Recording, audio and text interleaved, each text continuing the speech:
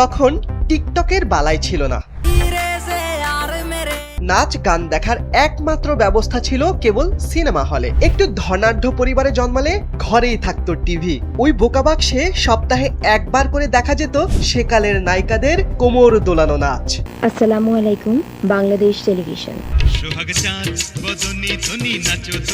শাবানা, ববিতা, কবরী, Olivia, Anju Ghosh, Rozina, নতুন ও সুচরিতার মতো লাবণ্যময়ীদের নাচে ফুরফুরে থাকতো অবাধ্য তরুণদের মন। সেই সাদা কালো সময়েই পুরুষের শরীরে নাচের মুদ্রাকে শৈল্পিক কায়দায় উপস্থাপন করে হাজির হন ধবধবে সাদা একজন সুপুরুষ।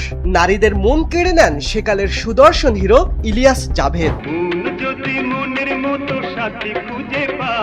শাবানা, ববিতা সহ উপরে যে কজন সুন্দরীর নাম বলা হলো, পর্দায় তাদের প্রত্যেকের সঙ্গে রসায়নে মজেছিলেন জাভেদ।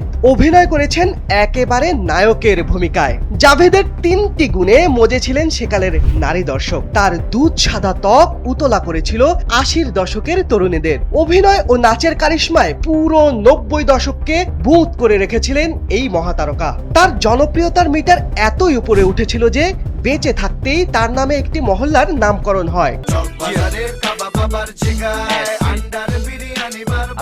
পুরান ঢাকায় সেই জায়গার নাম জাভেদ মহল্লা। সেখানে মাঝে মধ্যেই যেতেন জাভেদ। বেঁচে থাকতে গণমাধ্যমকে সেই মহল্লার বিষয়ে জানিয়ে গেছেন অভিনেতা নিজেই।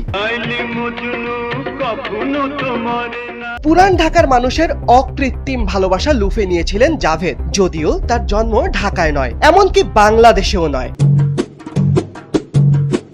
আফগানিস্তানের পেশোয়ারে জন্মগ্রহণ করেন জাভেদ 1944 সালে। পরে তার পরিবার চলে যায় পাঞ্জাব। 1963 সালে জাভেদ চলে আসেন বাংলাদেশে। পরের বছর উর্দু ভাষার সিনেমা নই জিন্দেগির মাধ্যমে পর্দায় অভিষেক হয় তার।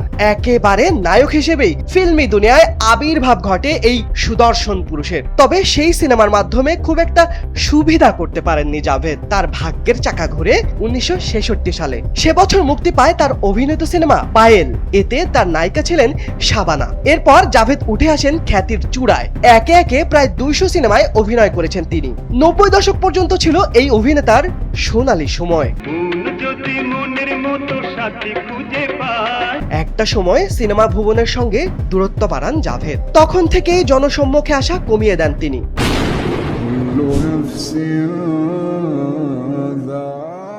21 জানুয়ারি হুট করে তার মৃত্যুর সংবাদ শুনে শোভিজ ঢাকায় শেষ নিঃশ্বাস ত্যাগ করেন এই বরেণ্য অভিনেতা। তার মহাপ্রয়াণে শোভিজ জুড়ে নেমে আসে নীরবতা।